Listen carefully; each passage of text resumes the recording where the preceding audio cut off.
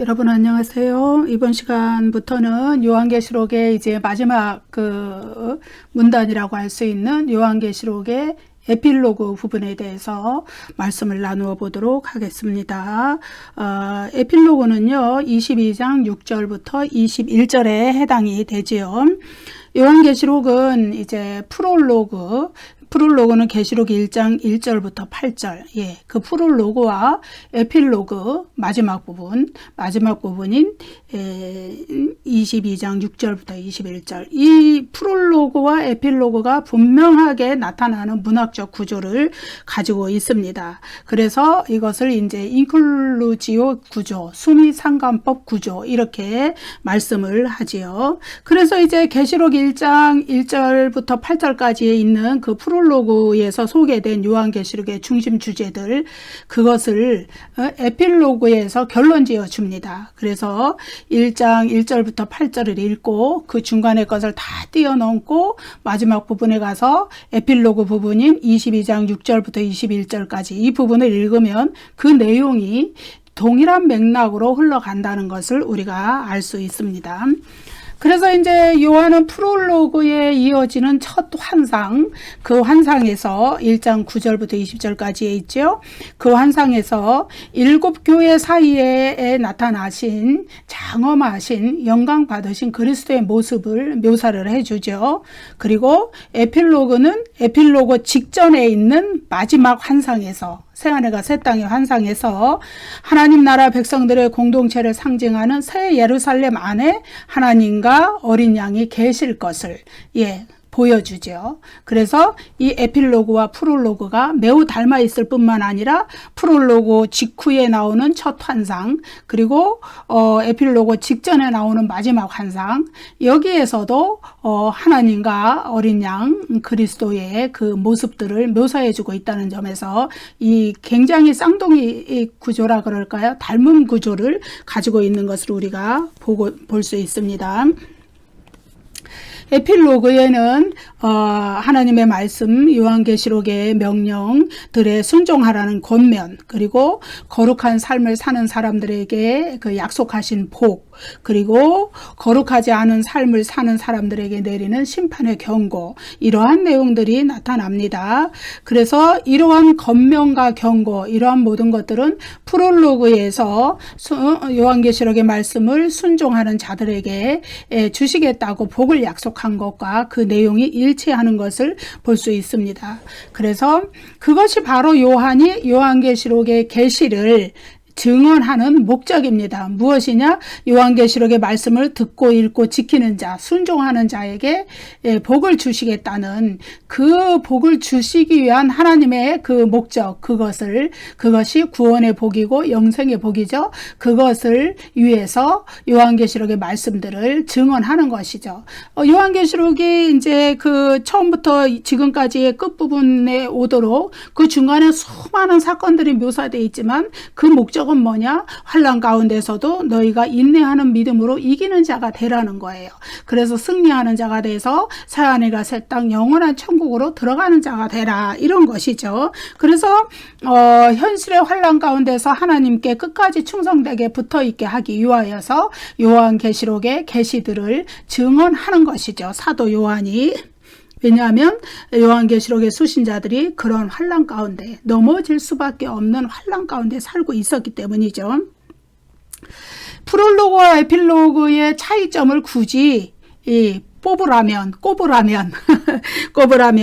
프롤로그에서는 요한계시록의 계시에 순종하는 자들에게 복을 선언한 반면에 에필로그에서는 그 계시에 불순종하는 모든 자들에게 아주 강한 저주를 선언한다는 것입니다. 그것이 이제 차이점이라고 할 수 있어요.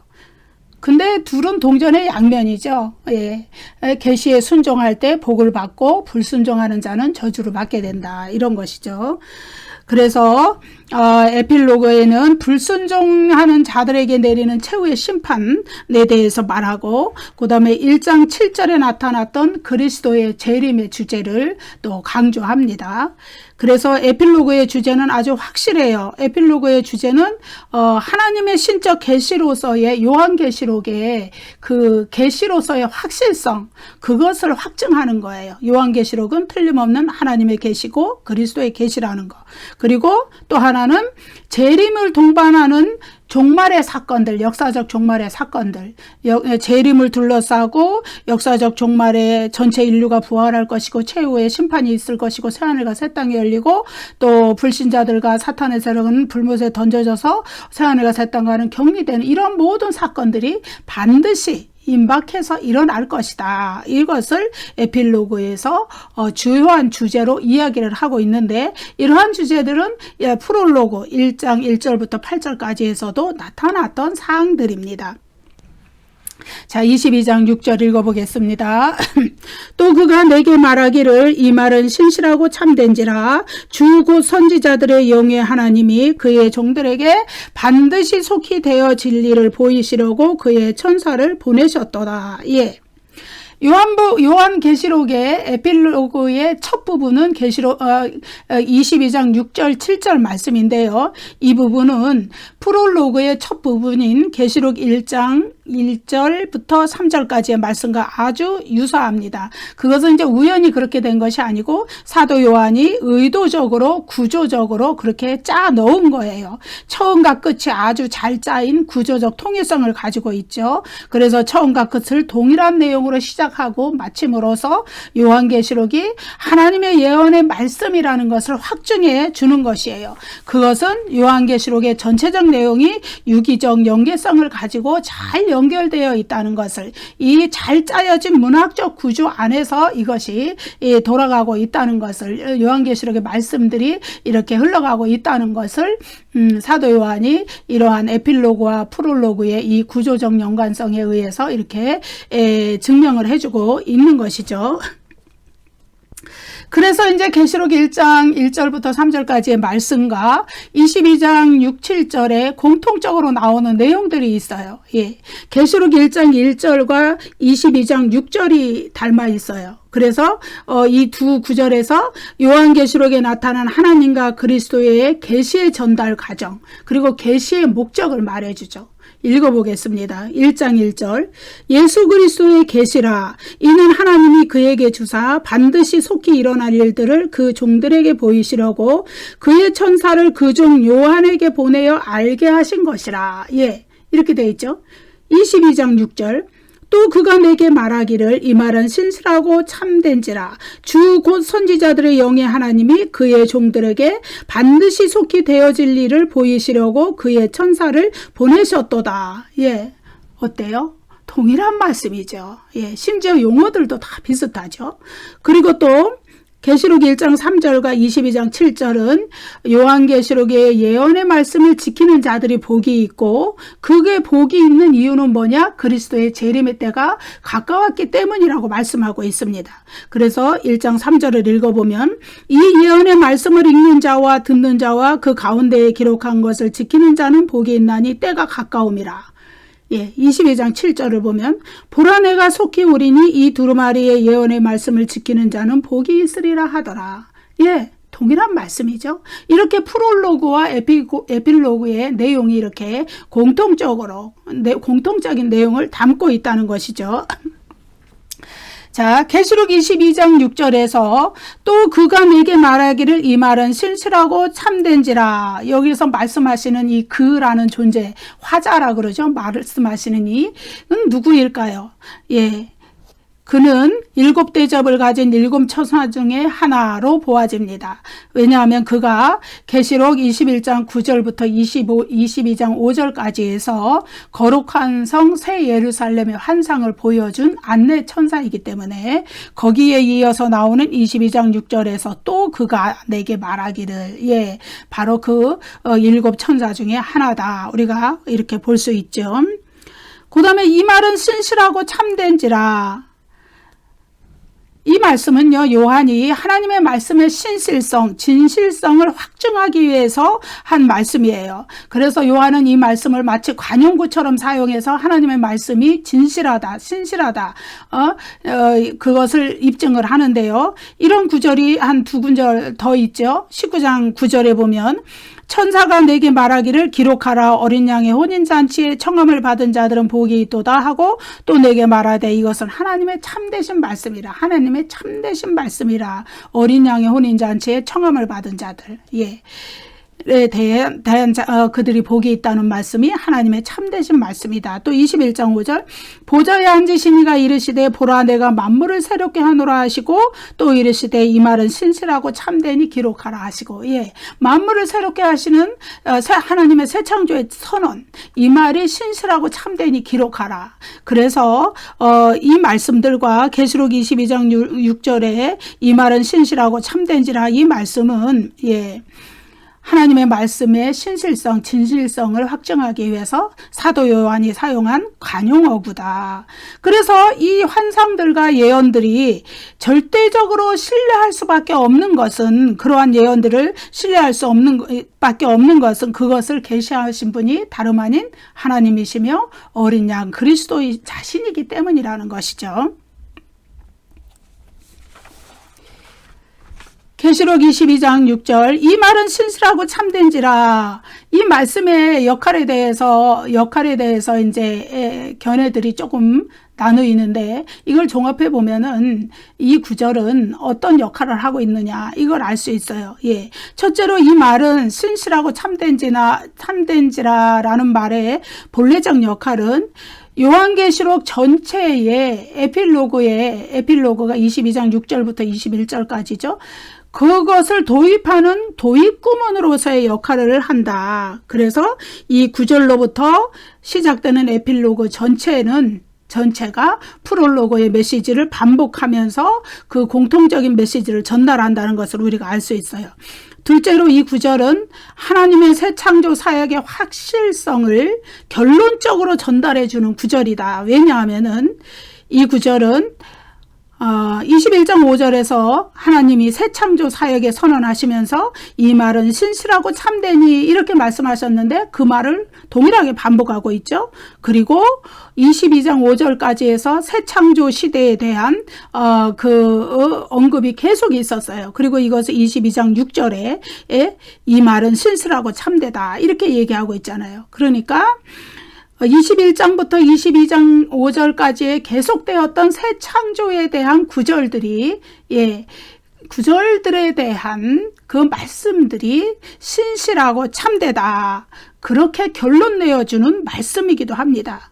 그렇다면은 이제 이 말은 신실하고 참된지라 이 말씀의 역할은 첫째는 22장 6절부터 21절까지 쭉 이어지는 에필로그, 요한계시록의 에필로그의 도입구문이 되고 또 21장 1절부터 22장 5절까지 계속되었던 새 창조 시대의 환상에 대한 결론 짓는 마무리 구절이 되고 이 두 가지 기능을 동시에 하는 것이다. 우리가 이렇게 알 수 있습니다.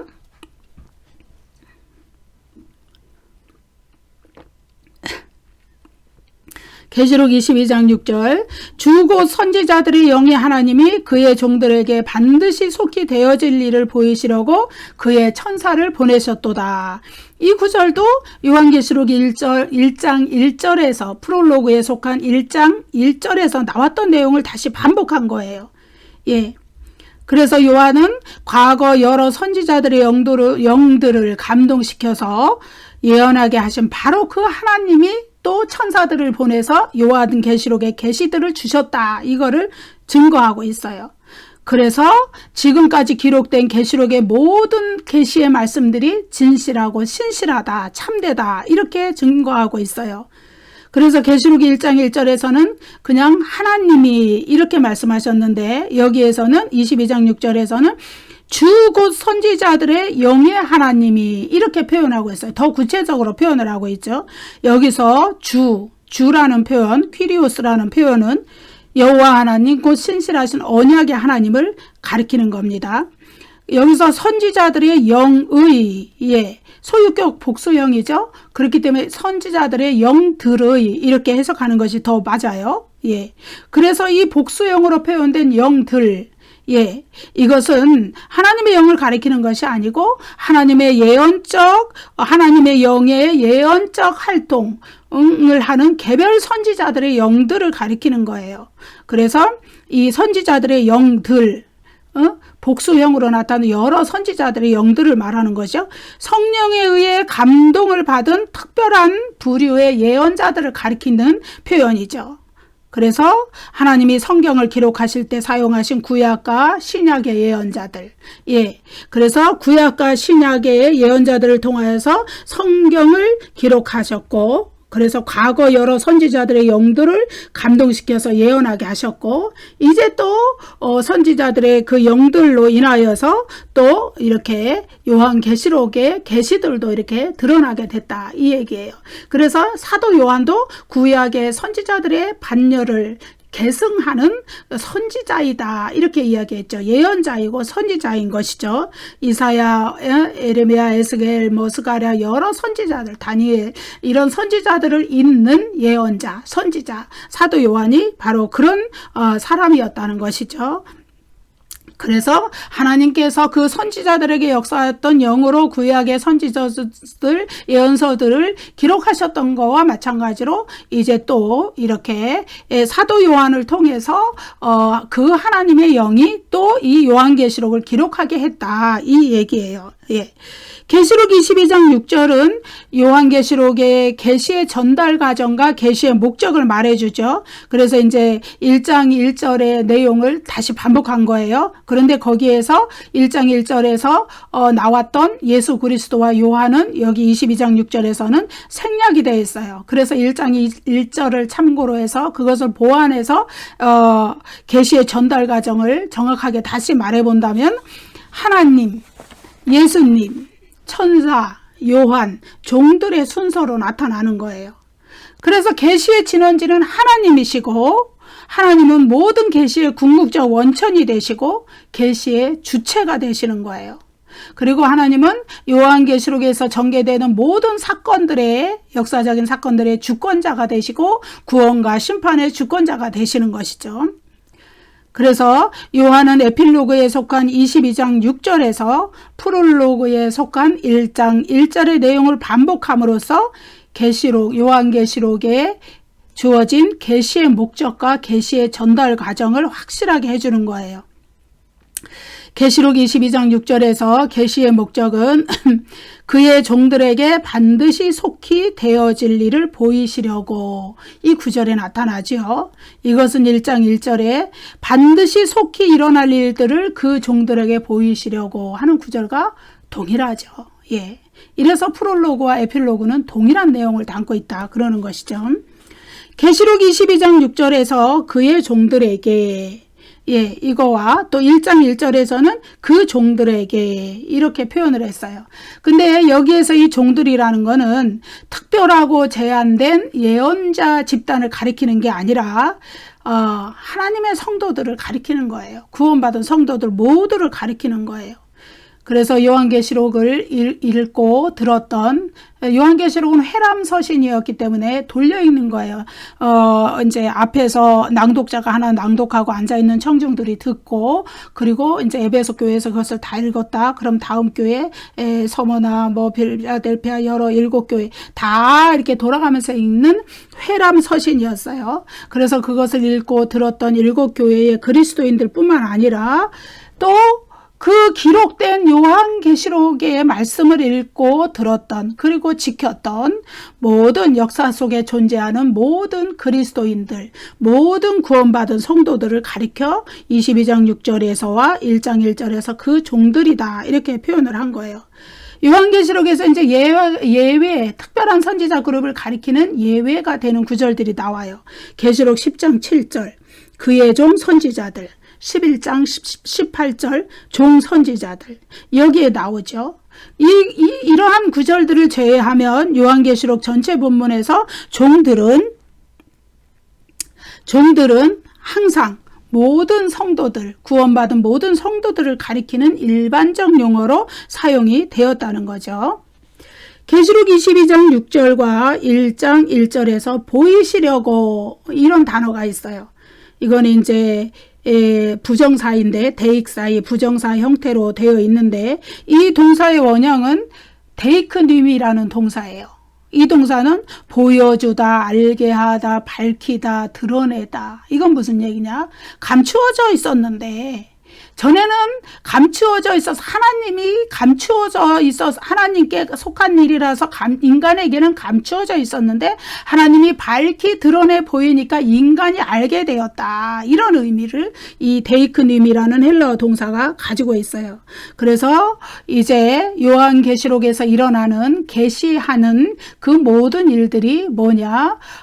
하나님의 감추어진 비밀을 드러내서 인간에게 보여주시는 것이다. 보여주다, 밝히 드러내다 이런 단어죠. 보이시려고. 예. 그의 천사를 보내셨도다. 여기서 이제 천사가 천사들을 통해서 요한계시록의 계시를 전달하는 이 모습이 나오는 거는 요한계시록이 묵시문학의 특징을 같이 가지고 있다는 것을 보여줍니다. 구약 성경에서도 다니엘서라든가 스가랴서라든가 이런 묵시문학적인 특성을 가진 예언서들은 이런 천사들이 나타나요.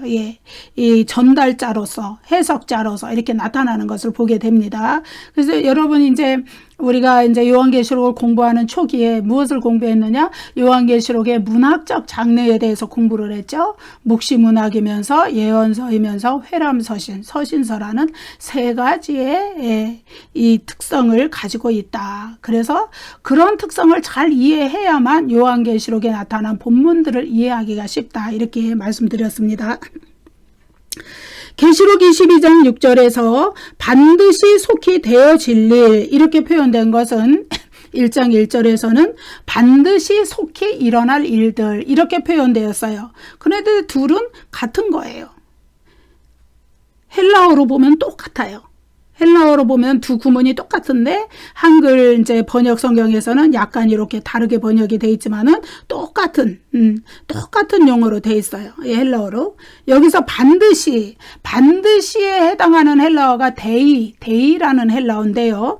이거는 이제 강제력을 의미하는 거예요. 의무, 운명 이런 것을 의미하는 거예요. 뭐냐 하면은 인간과 역사와 우주의 삶의 필연성을 규정하는 강제력, 포괄적인 강제력. 하나님의 구원 사역과 관련해서 하나님의 의지를 드러내는 거.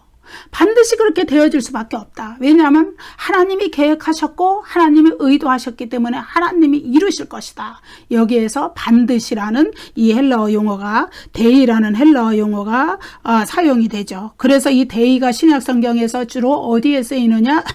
구원자로서의 예수님의 공생애의 삶.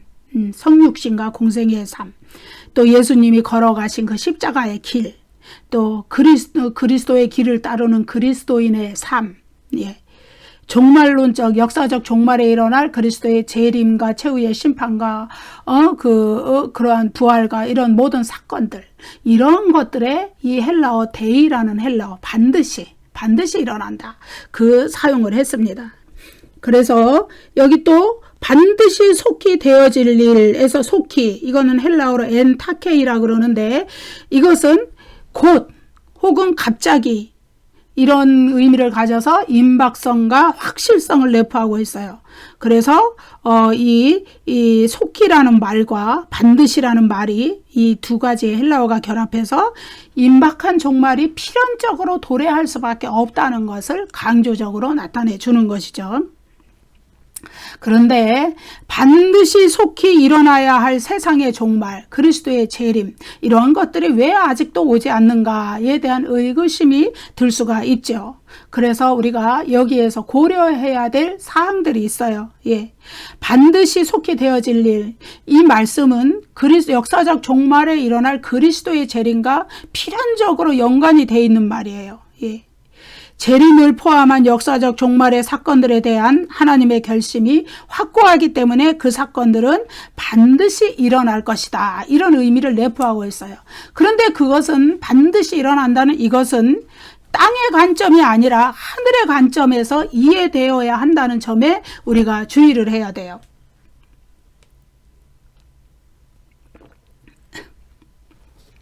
하나님의 관점은 인간의 관점과는 매우 다르기 때문이에요. 비록 인간의 눈에는 세상의 종말이 멀리 떨어진 일로 생각이 될지라도 하나님의 눈에는 아주 가까운 미래일 수가 있어요. 하나님은 시간을 초월해 계시는 분이시고 인간의 시간과는 다른 시간을 가지고 계시기 때문에요. 인간의 시간은 창조와 더불어 시작된 물리적인 시간이에요. 그러니까 창조와 더불어서 시작이 됐단 말이에요. 창조 세계 안에서. 근데 하나님은 창조 이전부터 계셨던 분이고, 그래서 하나님은 이 시간을, 창조의 공간 속에 있는 이 시간을 초월해 계시는 분이에요.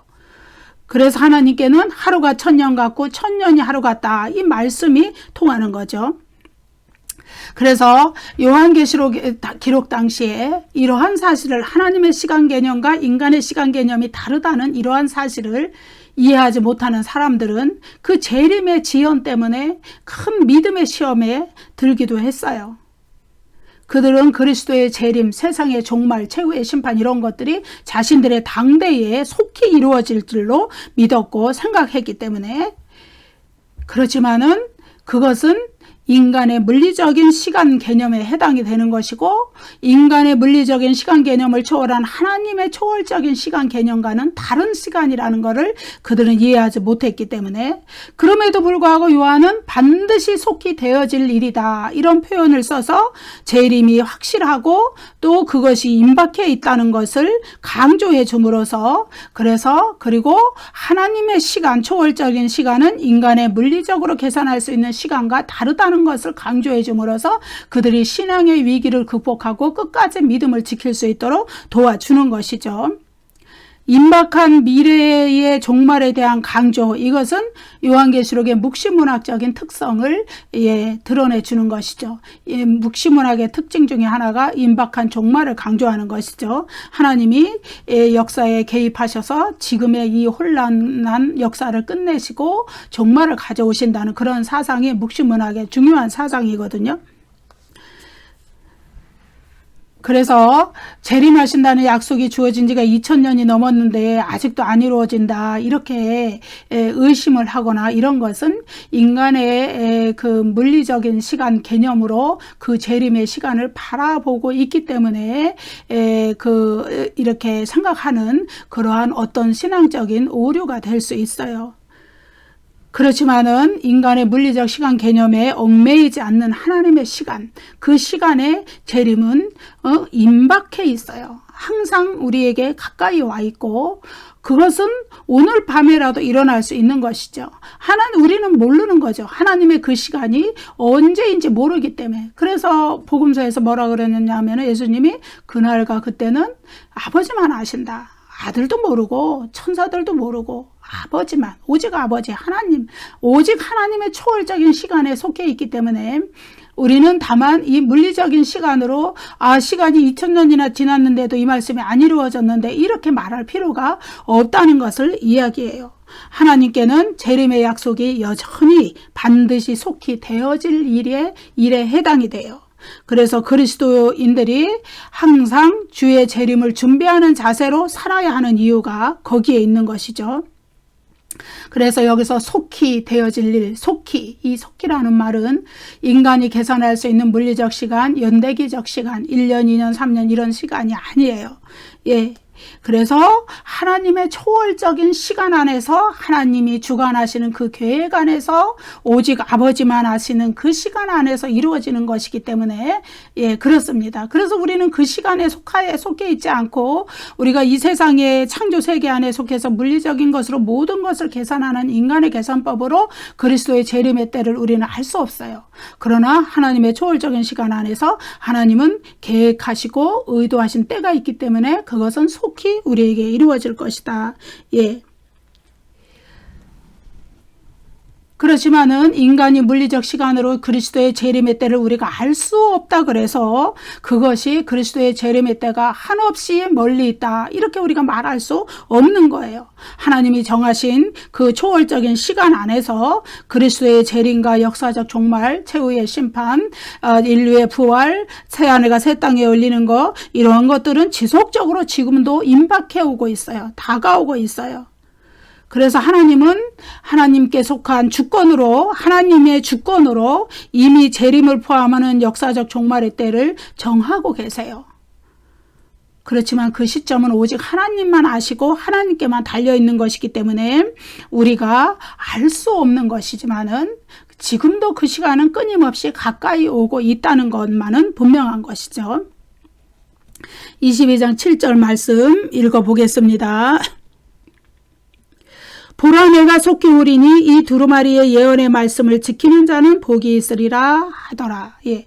보라 내가 속히 오리니 예. 이 구절은 그리스도께서 직접 자신의 재림에 대해서 선언하신 말씀입니다. 요한계시록 전체의 주제를 딱 한마디로 표현해라. 그러면 그리스도의 재림이에요. 예. 가장 핵심적인 주제죠. 그래서 예수 그리스도 자신이 직접 역사가 끝날 때 있을 재림에 대해서 에필로고에서 무려 3번이나 직접적인 선언을 합니다. 그래서 그리스도의 이 선언은 계시록 22장 6절에서 반드시 속히 되어질 일이 무엇인가를 더 자세하게 명확하게 이야기하는 그런 것이 되죠. 22장 6절에서 말하는 이는 화자는 천사였어요. 그런데 22장 7절에서는 말씀하시는 이가 예수 그리스도가 직접 말씀하시는 거예요. 예. 그래서 이 구절에서 사도 요한은 그리스도를 환상 속에서 보는 게 아니고 단지 그리스도의 음성으로 듣는 것이죠. 보라 내가 속히 오리니 이러고 그리스도께서 직접 말씀하시는 걸 듣는 거예요. 3번이나 에필로고에서 예수님이 자기 자신이 재림하실 것을 직접적으로 선언하시는데, 예, 이 이제 프롤로고에서는 이제 그리스도의 재림을 말씀했지만 직접적인 선언은 안 나왔어요. 그런데 여기엔 직접적인 선언이 3번이나 나오죠. 예, 그 중에서 22장 7절이 첫 번째 선언이 되는 것입니다. 그래서 그리스도께서 직접 재림의 약속을 3번이나 반복하시는 것은 그 약속의 긴급성, 이것을 강조하는 표현이 되는 것이죠.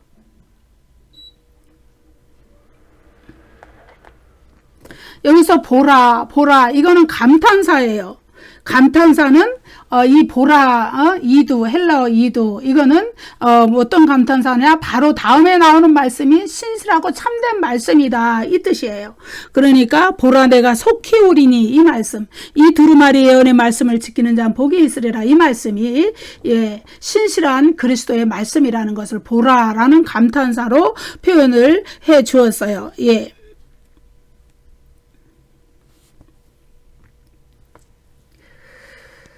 그래서 여기서 속히 오리니 그리스도의 그 재림의 임박성을 나타내 주죠. 이 두루마리의 예언의 말씀을 지키는 자는 복이 있으리라 하더라. 이 구절은 6번째 복의 선언이에요. 무슨 말씀이냐 하면은 요한계시록에 복의 선언이 7번이 나오는데 그 중에 6번째라는 거예요. 예, 이 6번째 복은 요한계시록에 기록된 예언의 말씀을 지키는 자들에게 복이 있다. 이렇게 말씀하시는 거죠. 여기서 지키는 자, 호테론, 여기서 테론이라는 것은 현재 분사예요. 호는 관사죠. 그래서 이제 명사화가 된 거죠. 지키는 자. 이것의 그 원형 동사는 테레오라는 말씀인데 지키다, 준수하다 이 말씀이에요. 이거는 뭐냐 하면은 하나님의 말씀을 지키다, 준수하다 이 말씀은 일시적으로 딱 한 번 지키는 그 일회성을 의미하는 게 아니고 지속적으로 계속해서 반복적으로 하나님의 말씀을 지키는 생활이 계속 되어지는 것을 이야기하는 것입니다. 예. 그래서 현재 분사를 쓴 거예요. 현재 분사가 지속적인 그런 효과를 나타내는 그 현재 분사이기 때문에 그렇죠. 그래서 이 테레오라는 지키다, 준수하다 이 단어는요, 이 동사는요 아주 계시록에서 자주 사용되는 동사이고 기록된 예언을 지키기 위한 성도들의 인내의 믿음, 신실한 준수와 순종 이런 것들을 가리키는 전문 용어가 됩니다. 예. 에필로그에 나타난 이 6번째 복은 프롤로그에 나타난 첫 번째 복과 동일한 내용을 담고 있죠. 계시록 1장 3절에 나타난 1장 3절을 다시 읽어볼까요? 이 예언의 말씀을 읽는 자와 듣는 자와 그 가운데 기록한 것을 지키는 자는 복이 있나니 때가 가까움이라. 또 22장 7절 읽어볼까요? 이 두루마리의 예언의 말씀을 지키는 자는 복이 있으리라 하더라. 여기는 때가 가깝단 말이 그 앞에 있죠. 그죠? 보라, 예수님의 선언으로 있죠. 보라 내가 속히 오리니 이 두루마리의 예언을 말씀을 지키는 자는 복이 있으리라. 어쨌든 때가 가깝다는 재림의 때가 가깝기 때문에 이 요한계시록의 예언의 말씀을 지키는 자는 복이 있다. 이것을 계시록 1장 3절 프롤로그 부분 또 22장 7절 에필로그 부분에서 공통적으로 이야기해 주고 있는 것이죠. 그래서 이제 이렇게 임박한 그리스도의 재림에 대한 경고, 이것을 자꾸 하는 목적은 뭐냐? 구원받은 성도들에게 구원받은 성도들로서 하나님께 합당한 윤리적인 삶, 영적인 삶을 살아가도록, 그래서 언제든지 그리스도의 재림이 이렇게 딱 눈앞에 현실로 닥쳤을 때 부끄러운 모습을 보이지 않는 그런 모습으로 나타나도록 하기 위하여서 재림에 대한 임박한 경고를 이렇게 하고 있다는 것이죠. 그래서 신약성경에서 이 종말론, 재림 이런 거에 대해서 언급하는 본문마다 반드시 윤리적 삶, 영적인 삶, 그것을 권면하는 구절들이 뒤따라 나오는 것, 그것은 주님의 임박한 재림을 준비하는 삶을 살으라는 것을 이야기하고 있어요. 그래서 마태복음 24장, 고린도전서 15장, 데살로니가전서 5장 이런 여러 본문들에서 그런 내용들이 나타나죠. 자, 7가지 복의 선언, 이것이 어디에 있느냐 마지막으로 살펴보겠습니다. 1장 3절, 16장 15절, 22장 7절 이 세 군데에 있는 복의 선언은요, 그리스도인들에게 계시록에서 진술된 예언의 말씀들을 따라 인내하는 믿음으로 모범적인 성도의 삶을 살아라는 권면이 들어있어요. 그런데 계시록 14 여기에 세 구절이 있죠. 그 다음에 이제 네 구절은 또 다른 그룹이에요. 계시록 14장 13절, 19장 9절, 20장 6절, 22장 14절 여기에 또 네 구절의 복의 선언이 있어요. 이 복의 선언은 그러한 권면, 인내의 말씀으로 모범적인 성도의 삶을 살라는 그러한 권면의 말씀에 순종해서 믿음의 삶을 살았을 때 그 삶에 대한 미래의 상급이 주어진다는 약속, 그것이 복으로 나타난다는 거예요. 그래서 7이라는 숫자는 요한계시록에서 완전성을 상징하는 숫자이기 때문에 7번의 복의 선언은 완전한 복의 약속을 상징적으로 나타내 주는 거예요. 그런데 이제 7개의 복 중에서 5개의 복을 주시는 주체는 하나님으로, 에필로그에 나타난 2개의 복을 주시는 주체는 그리스도로 나타나요. 근데 이렇게 나타난 것은 복을 주시는 주체가 어떤 복은 하나님이야, 어떤 복은 예수님이 이렇게 준다는 그런 의미가 아니고, 하나님과 어린 양 그리스도가 연합해서 복을 주신다는 그 연합의 강조가 있어요. 그래서 모든 경우에 두 분이 협력하신다는 것을 의미해요. 구원에도 협력하시고 심판에도 협력하시고 구원받은 성도들에게 복을 주시는 것에도 하나님과 어린 양 그리스도는 협력자로서, 같은 통치자로서, 같은 심판주로서 동일한 권한과 권세를 가지시고 일하신다는 그 사상이 여기에서 어떤 데는 하나님이 주체로 복을 주시는 주체로, 어떤 데는 그리스도가 복을 주시는 주체로 나타난 그런 표현에서 강조하는 것들이에요. 여러분 감사합니다. 다음 시간에 또 뵙겠습니다. 구독과 좋아요를 많이 눌러주세요. 감사합니다.